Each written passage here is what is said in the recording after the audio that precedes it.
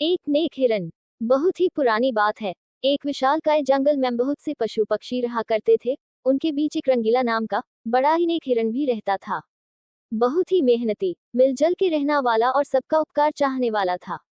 वो अपने मन, कर्म और वचन से सबका ख्याल रखता था। किसी का तबीयत खराब होने पर वह हाल चाल लेने के साथ साथ उसके उपचार की भी इंतजाम करता था। वो जहाँ रहता था वहाँ अपने मेहनत से चारों तरफ हरियाली फैलाए रहता था। एक बार रंगीला सडनली बीमार पड़ गया। उसे ऐसा बुखार चढ़ा कि उतारने का नाम ही नहीं ले रहा था। उसने तुरंत कुछ जड़ी बूटियां खाईं, लेकिन कोई फायदा नहीं हुआ। उसकी बीमारी की खबर पूरे जंगल में फैल चुकी थी, लेकिन उसे देखने के लिए कोई भी नहीं आया। तब उसका मन ज्यादा मुरझा गया। उसे उठा नहीं जा रहा था। फिर भी वह उठकर कुछ आगे आया और उसने देखा, दो हिरन उसके इलाके में आ गए थे। वो दोनों हिरन बड़ी बड़ी और हरी हरी घास खा रहे थे। उन्होंने जब रंगीला को देखा तो मुस्कुराने लगे और बोले, अरे रंगीला, कैसी है तुम्हारी तबीयत? हम तो तुमसे ही मिलने आए हैं, तुम्हारा हाल चाल जानने आए हैं। दूसरा हिरन, हाँ रंगीला, हमने सुना तुम्हारी तबीयत बहुत खराब है, हमसे रहा नहीं गया, इसीलिए चले आए हैं। अब बताओ कैसी तबीयत है?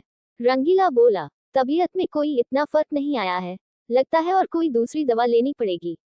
वो हिरन, हाँ हाँ, अच्छी दवा लेना, अपना ख्याल रखना, तुम आराम करो, हम चलते हैं। रंगीला मुड़कर अपने अड्डे की तरफ चला और इधर ये दोनों हिरन फिर से रंगीला के इलाके की हरी हरी घास खाने लग गए।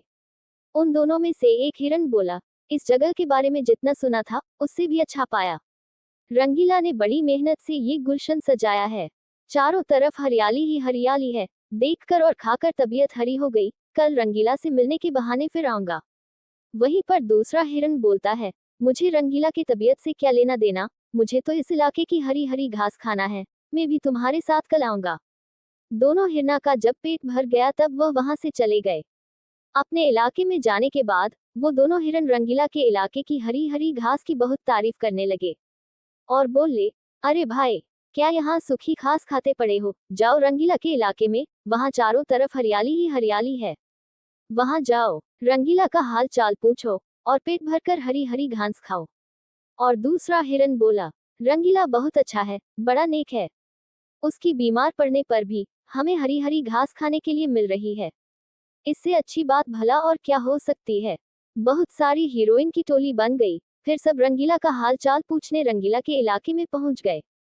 पहले तो रंगीला को इस बात की बड़ी खुशी हुई कि मुझे सब मिलने आए हैं, लेकिन उसके बाद का नजारा देखकर उसका कर ही चकरा गया। सारे हिरन उसके इलाके के घास खाने में जुट गए थे और कुछ हिरन तो फल भी खा रहे थे। उन हिरनों के पास सर उठाकर इधर उधर देखने की भी फुर्सत नहीं थी। रंगीला बेचारा मन ही मन सोचने लगा कि यह लोग मेरे पास दो घड़ी भी नहीं रुके और घास खाने के लिए जुट गए। अब अगर यही हाल रहा तो मेरे इलाके की सारी घास साफ हो जाएगी, मेरे खाने के लिए भी कुछ ज्यादा नहीं बचेगा। कुछ देर बाद रंगीला का एक दोस्त मोनू भालू आ गया। उसे आने में बहुत देर हो गई थी।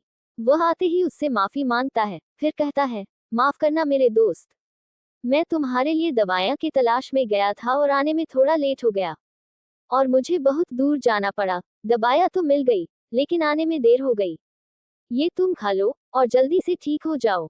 रंगीला ने दवाइयाँ खाए और उसे कुछ समय के बाद आराम मिलने लगा।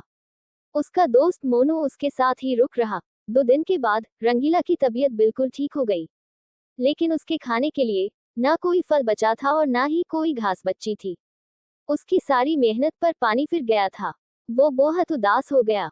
फिर उसका दोस्त मोनू बोला, दोस्त रंगीला, जानता हूँ यह मतलब का संसार है, ज्यादातर सब दोस्ती का दिखावा करते हैं, सब अपने फायदे की सोचते हैं।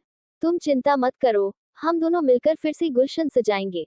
इस कहानी से हमें सीख मिलती है कि मन में कपट रखने वाले मित्र दुश्मन से भी ज्यादा खतरनाक होते हैं। अगर आपको हमारी वीडियो पसंद आई हो तो लाइक, शेयर और सब्सक्राइब जरूर करें।